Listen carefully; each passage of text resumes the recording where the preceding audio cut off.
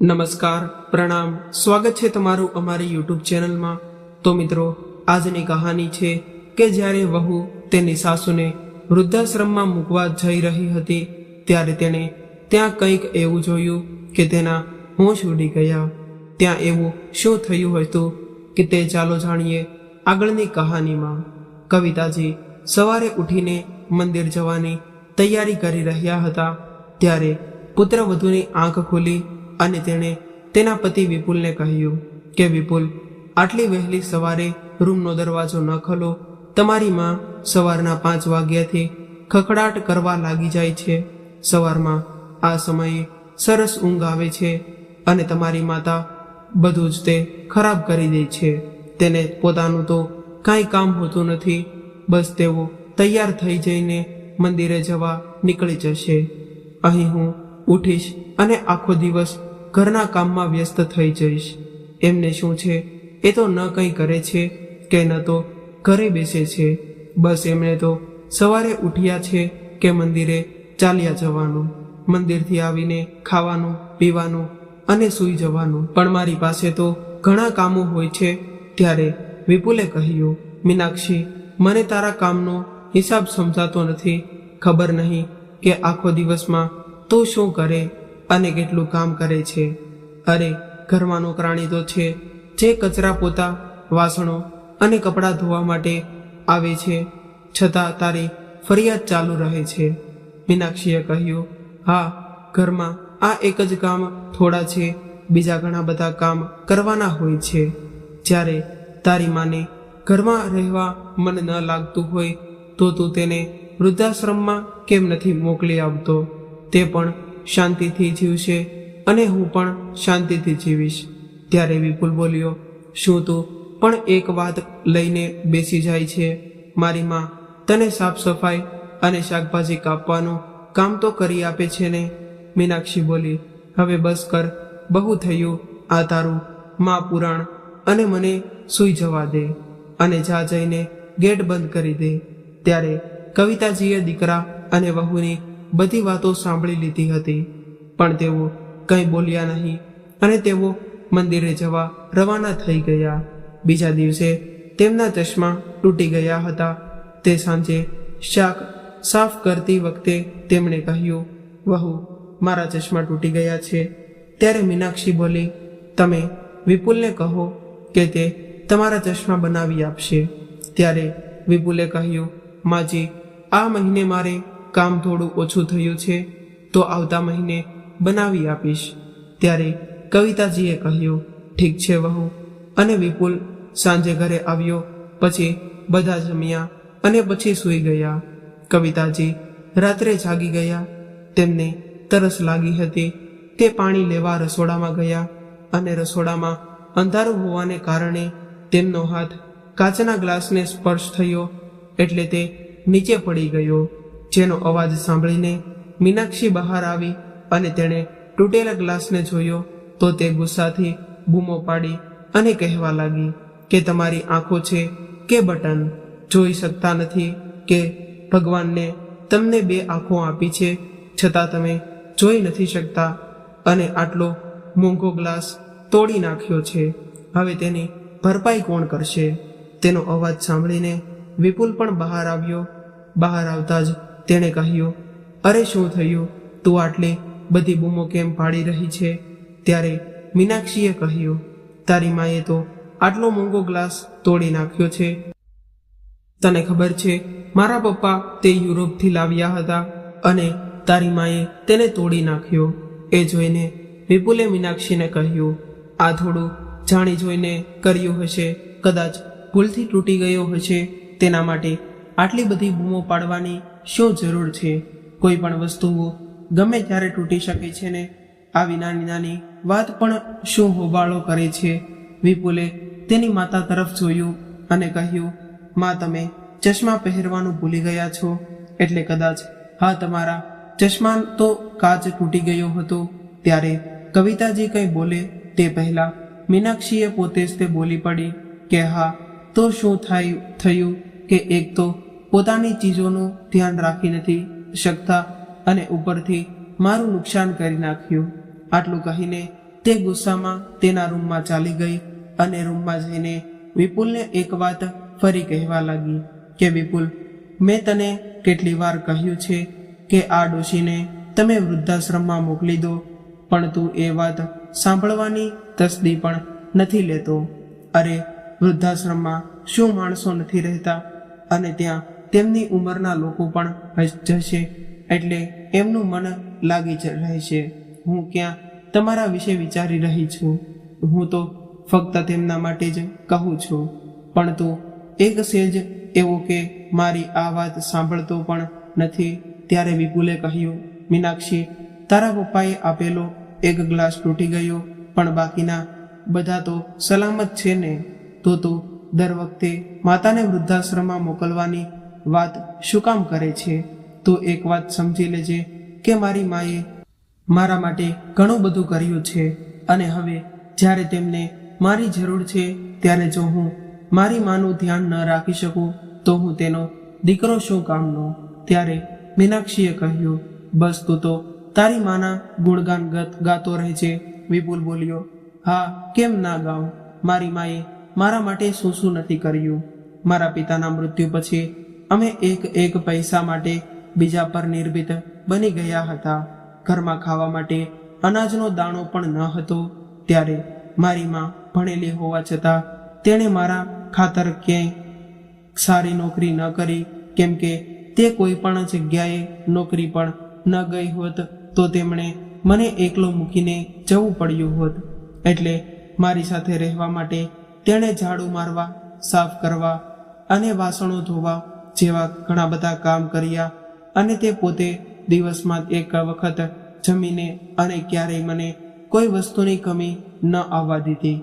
અને તને ખબર છે કે જ્યારે હું બહુ નાનો હતો ત્યારે મેં તેની પાસે એક વખત રેસલર સાયકલની માંગ કરી હતી. તે સમયે મારી માતાનો પગાર પણ ઘણો ઓછો હતો. તેમ છતાં પૈસા બચાવીને તે પગપાળા ચાલવા લાગી, અને એક પૈસો ઉમેરીને તેણે મારા જન્મદિવસ પર મારા માટે મારી પસંદગી સાયકલ ખરીદીને આપી હતી. અને હવે તું મને કહે મીનાક્ષી કે હું મારી માતાને કેવી રીતે છોડી શકું? ત્યારે તેને થોડા સમય માટે એવું લાગ્યું કે આ વાતથી મીનાક્ષી સાવ બદલાઈ ગઈ હશે, પણ થોડા સમય પછી પાછી તેણે એનું જૂનું વર્તન શરૂ કર્યું. આ કારણે વિપુલ ખૂબ જ ચિંતિત થઈ ગયો કે તે મીનાક્ષીને કેવી રીતે સમજાવે. પછી તેની નજર અચાનક સામેથી આવતા મહેશ પર પડી કે જે તેનો સાળો હતો, અને વિપુલને દૂરથી જોતા જ તે મહેશની તરફ દોડ્યો અને જલ્દીથી આવી તેણે તેને ગળે લગાડ્યો. મહેશ અને વિપુલ પછીથી સાળા બન્યા હતા. તે પહેલા તેઓ બેસ્ટ ફ્રેન્ડ હતા. બંને એકબીજાને બધી જ વાત કહેતા, પણ મહેશ છેલ્લા કેટલાય સમયથી શહેરની બહાર રહેતો હતો અને કામમાં વ્યસ્ત હોવાને કારણે બંને એકબીજા સાથે વાત પણ કરી નહોતા શકતા. અને આજે આટલા દિવસો પછી મળ્યા એટલે બંનેની ખુશીની કોઈ સીમા ન રહી.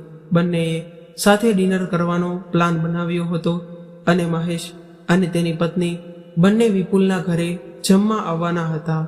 મીનાક્ષી આ વાતથી ખૂબ જ ખુશ હતી, કેમ કે તે પણ આટલા દિવસો પછી તેની ભાભીને મળવાની હતી.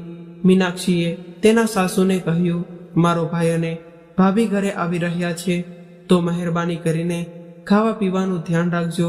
અને કવિતાજી એક સારી ગૃહિણી હતા, અને તે પોતાના હાથ વડે ભોજનમાં મસાલા ઉમેરતા હતા, અને તેમના હાથમાં એક અલગ જ જાદુ હતો. તેઓ ખાવાનું એટલું સ્વાદિષ્ટ બનાવતા કે સારી હોટલ પણ ફીકી પડી જાય. અને કવિતાજીએ લગભગ બધું જ જમવાનું તૈયાર કરી દીધું હતું, અને મહેશ અને તેની પત્ની અંદર આવ્યા કે તરત જ મીનાક્ષીએ તેના સાસુને જોઈને કહ્યું, અને તે પોતે તેમને મળવા બહાર નીકળી ગઈ. બિચારી કવિતાજી તેમને લગભગ બધું જ જમવાનું તૈયાર કરી નાખ્યું હતું, પણ ખીરમાં ખાંડ ઉમેરવાની બાકી હતી. અને તેમણે મીનાક્ષીને કહ્યું, વહુ પ્લીઝ ખાંડનો ડબ્બો ઉપાડી આપજો ને. અને મીનાક્ષીએ ઉતાવળમાં ખાંડને બદલે મીઠાનો ડબ્બો પકડીને આપી દીધો અને બહાર જતી રહી. ચશ્મા ન હોવાને કારણે કવિતાજીએ એ જ મીઠાને ખાંડ સમજીને તેને ખીરમાં નાખી દીધું. મહેશ અને તેની પત્નીએ આવવાની સાથે જ તે કવિતાને યોગ્ય માન આપ્યું અને તેમના પગને સ્પર્શ કરી પ્રણામ કર્યા. પછી તેની બહેન મીનાક્ષીને મળ્યા અને ત્યારે જ વિપુલ પણ બહારથી થોડીક વસ્તુઓ લઈને ઘરમાં આવ્યો. એટલે બધા સાથે બેસીને વાતો કરવા લાગ્યા. મહેશ અને તેની પત્ની માટે નાસ્તાની બધી જ વસ્તુઓ લઈને કવિતાજી આવ્યા, પણ મીનાક્ષી ત્યાં જ બેઠી રહી. ત્યારે મહેશ અને તેની પત્ની આ બધું જોઈ રહ્યા હતા, પણ તેઓ કંઈ બોલ્યા નહીં. નાસ્તો કર્યા પછી બધા ત્યાં બેઠા અને વાતો કરી રહ્યા હતા. એટલે કવિતાજી ભોજન બનાવવા રસોઈમાં ચાલ્યા ગયા.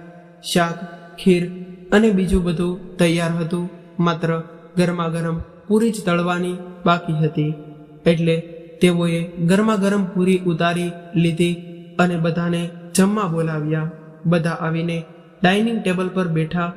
બધા લોકો ગરમા ગરમ અને સ્વાદિષ્ટ ભોજનનો આનંદ લેવા લાગ્યા. પહેલું ભોજન ટુકડો ખાતા જ મહેશે કહ્યું, ઓહ મીનાક્ષી, તું તો ખૂબ જ સ્વાદિષ્ટ ભોજન બનાવે છે.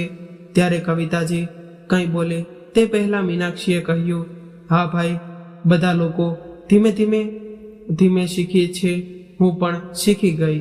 અને કવિતાજી કંઈ બોલ્યા નહીં અને તેઓ જમવાનું બનાવીને બધાને ખવડાવતા રહ્યા. બધાએ જમવામાં ખૂબ જ વખાણ કર્યા અને જ્યારે પછી મીનાક્ષીએ કહ્યું, મમ્મી પ્લીઝ કંઈક મીઠી વસ્તુ લઈને આવો ને. ભાઈ પણ ને ખબર પડવી જોઈએ કે તેની બહેન કેટલું સ્વાદિષ્ટ ભોજન બનાવે છે. પછી કવિતાજી બધા માટે ખીર લઈને આવ્યા અને જેવી બધાએ ખીર ખાવાનું શરૂ કર્યું કે તરત જ બધા વોશરૂમ તરફ દોડ્યા, અથવા તો કોઈએ તો ડસ્ટબિનમાં જ તે ખીર નાખી દીધી.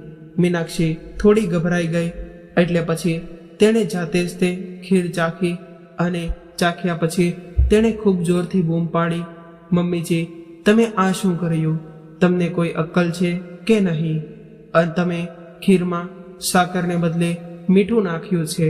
ત્યારે જ તે મહેશે આવીને મીનાક્ષીને કહ્યું, મીનાક્ષી, જમવાનું તો તે બનાવ્યું હતું, તો આંટીને કેવી રીતે મીઠું નાખ્યું હશે? મીનાક્ષી સાવ ચૂપ રહી ગઈ. ત્યારે કવિતાજીએ હાથ જોડીને કહ્યું, દીકરા, મને માફ કરી દે, મારી ભૂલ થઈ છે. વહુએ કંઈ નથી કર્યું, મેં જ ખીર બનાવી હતી અને મારાથી જ તેમાં મીઠું પડી ગયું હતું.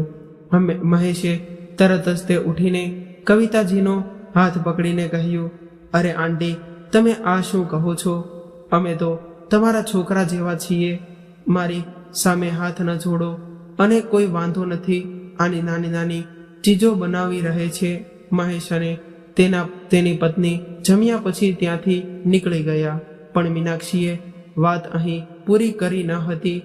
તેના ભાઈ ભાભી ગયા પછી તે તેના સાસુની પાછળ પડી ગઈ હતી અને કવિતાજીને પૂછ્યું, તમને તકલીફ શું છે? તમે મને શાંતિથી કેમ જીવવા નથી દેતા? તમારાથી મારી થોડી ખુશી પણ સહન નથી થતી. કવિતાજીએ કહ્યું, પણ વહુ, ખાંડને બદલે તે જ તે મને મીઠાનો ડબ્બો કાઢીને આપ્યો હતો. ત્યારે જ તે વિપુલ મહેશને છોડીને અંદર આવ્યો.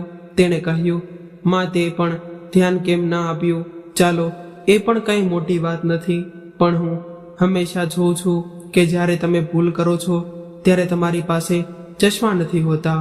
એક કામ કરો કે તમારા ચશ્માને એક દોરી સાથે હું બાંધી આપું છું, જેથી તમે તેને અહીં તહીં રાખીને ભૂલી ન જાઓ. આ વખતે કવિતાએ વિપુલને બધું સત્ય કહી દીધું. તેણે કહ્યું, વિપુલ દીકરા, છેલ્લા 1 મહિનાથી મારા ચશ્મા તૂટી ગયા છે, જેને કારણે હું વસ્તુઓને બરાબર જોઈ નથી શકતી અને આ બધી ભૂલો થાય છે. વિપુલે કહ્યું, પણ માં, તે મને પહેલાં જ કેમ ન કહ્યું કે તારા ચશ્મા તૂટી ગયા છે? એટલે કવિતાજી બોલી, બેટા, મેં વહુને આ વાત કહી હતી ત્યારે તેણે મને કહ્યું હતું કે આ મહિને તારો ખર્ચો ખૂબ જ વધી ગયો છે, તેથી આવતા મહિને મારા ચશ્મા બનાવી આપશે. તેથી જ તે મેં તને ફોન કરીને પણ કંઈ કીધું નહીં. વિપુલે મીનાક્ષીને સામે ગુસ્સાથી જોયું. મીનાક્ષીએ આંખો નીચે કરી નાખી. વિપુલ આ રોજિંદગી દિનચર્યાથી પરેશાન થઈ ગયો હતો અને તે કોઈ પણ ભોગે આનો ઉકેલ લાવવા માંગતો હતો. બીજે જ દિવસે મહેશનો ફોન આવ્યો. મહેશે વાતચીત પરથી અનુમાન લગાડ્યું કે વિપુલ થોડો અપસેટ છે.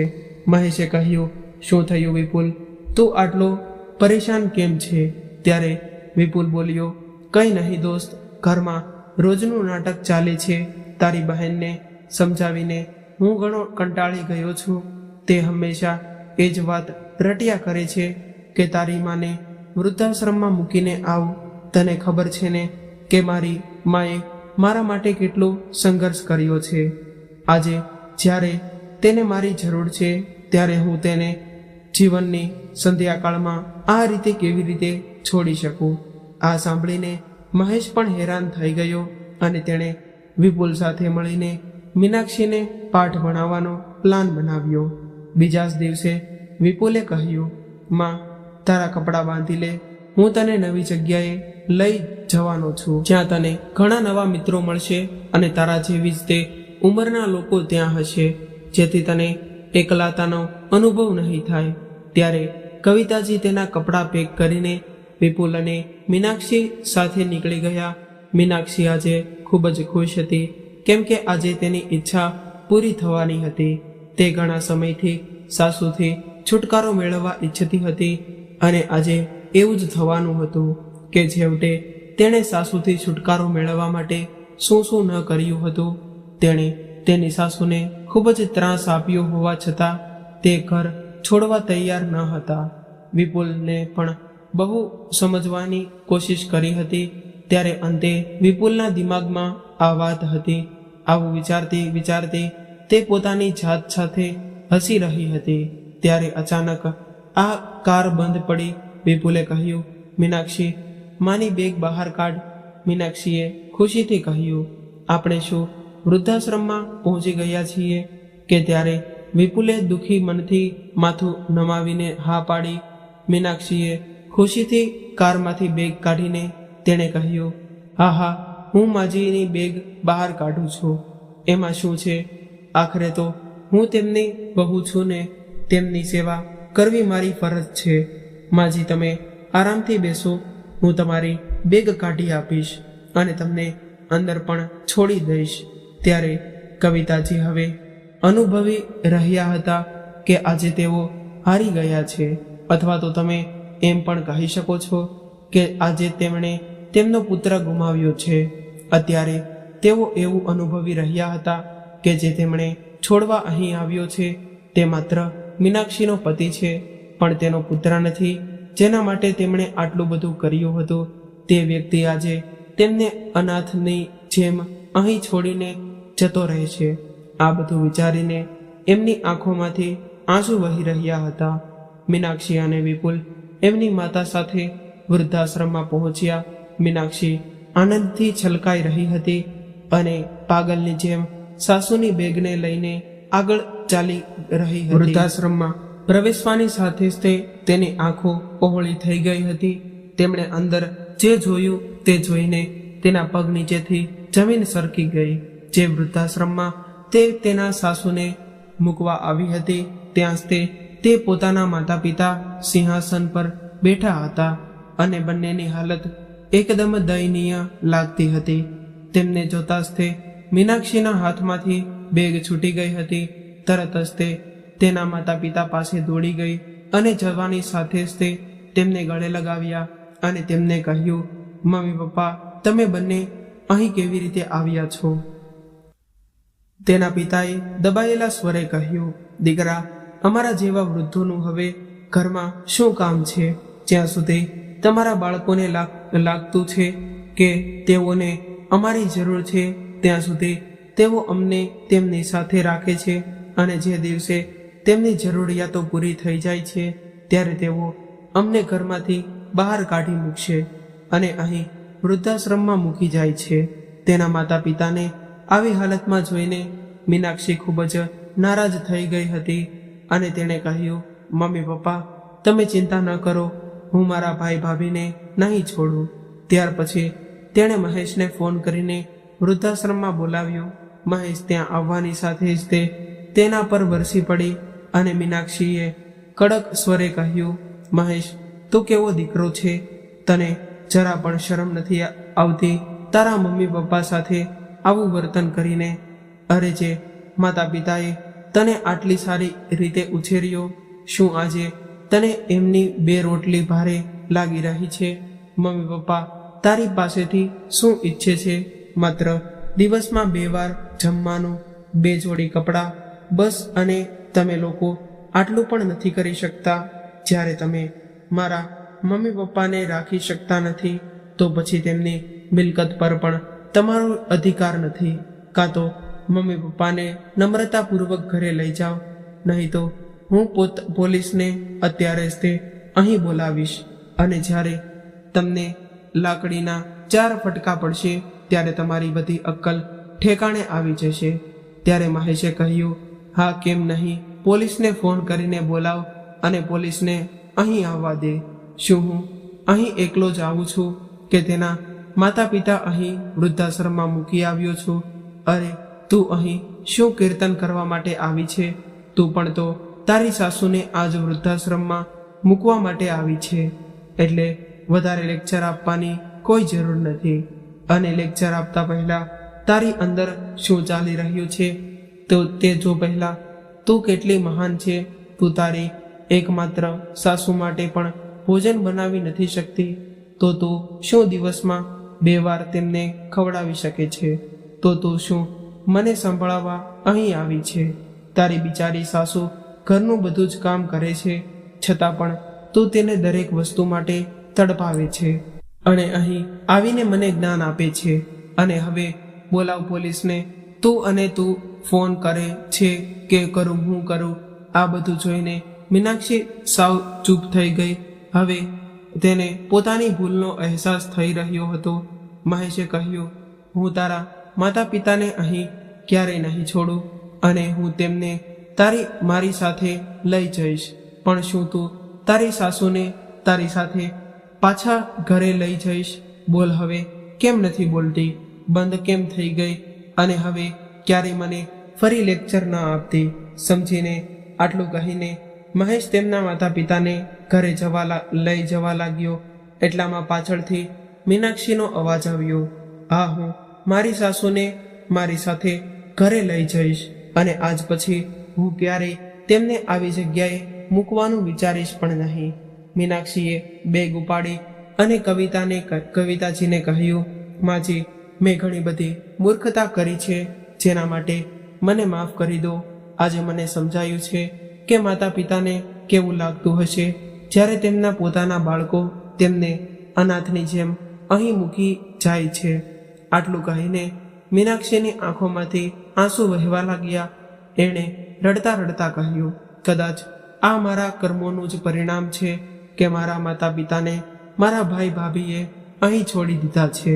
ત્યારે મહેશે કહ્યું, જ્યારે તું તારી સાસુને અહીંથી લઈ જવા તૈયાર થઈ તો બહુ સારું છે, પણ હું મારા મમ્મી પપ્પાને અહીંથી નહીં લઈ જાઉં. એટલે મીનાક્ષીએ તેની આંખોમાં આંસુ સાથે ગુસ્સાથી મહેશ સામે જોયું તો મહેશે કહ્યું, કેમ કે તેઓ ક્યારેય અહીં રહેવા આવ્યા જ નથી. મીનાક્ષી હેરાનીથી મહેશ સામે પ્રશ્નાર્થ નજરે જોવા લાગી. પછી મહેશે રહસ્ય ખોલ્યું અને કહ્યું, અરે મૂર્ખ, આજે સવારે જ તે અમે મમ્મી પપ્પાને અહીં લાવ્યા હતા. અને પછી બધા જોર જોરથી હસવા લાગ્યા. વિપુલ, મહેશ, તેની પત્ની અને મીનાક્ષીના માતા પિતા બધા જ જોર જોરથી હસવા લાગ્યા.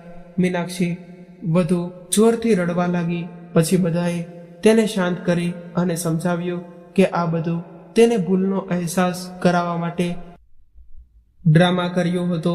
અને પછી મીનાક્ષી તેના સાસુને અને મહેશ તેના માતા પિતાને સાથે લઈને તેમના ઘરે પાછા ફર્યા. ત્યારે બધા જ ઘટનાના ખૂબ ખુશ હતા અને અંતે બધું બરાબર થઈ ગયું હતું. મીનાક્ષી પણ હવે સમજદાર થઈ ગઈ હતી અને હવે તે તેની સાસુને તેની માતા માનવા લાગી. અને જેમ તેની ભાભી તેની સાસુને તેની માતા માનતી હતી તેમ એને તો તેની ભાભીને મીનાક્ષીને કહ્યું હતું કે લગ્ન પછી કંઈ પણ બદલાવાનું નથી, માત્ર માતાનો ચહેરો બદલાઈ જાય છે, પરંતુ તેના પ્રત્યેનો આપણો પ્રેમ ક્યારેય બદલાતો જ નથી. જો દરેક છોકરી તેની સાસુને પોતાની માં માની લે તો પછી પોતાના માતા પિતા વૃદ્ધાશ્રમમાં જશે નહીં અને આટલા બધા વૃદ્ધાશ્રમો પણ ખોલવાની જરૂર નહીં પડે. મીનાક્ષી આ વાત સારી રીતે સમજી ચૂકી હતી. તો મિત્રો, આ હતી આજની કહાની. તમને કેવી લાગી કોમેન્ટ દ્વારા જણાવજો, અને પસંદ આવી હોય તો તમારા અન્ય મિત્રો સાથે શેર કરજો. સાથે સાથે વિડીયોને લાઈક કરી દેજો અને શેર પણ કરી દેજો. તમારા મિત્રો સાથે શેર કરી સબસ્ક્રાઇબ જરૂરથી કરજો. ફરી મળીશું આવા જ એક નવા વિડીયો સાથે. ત્યાં સુધી સૌને મારા મિત્રોને જય શ્રી કૃષ્ણ.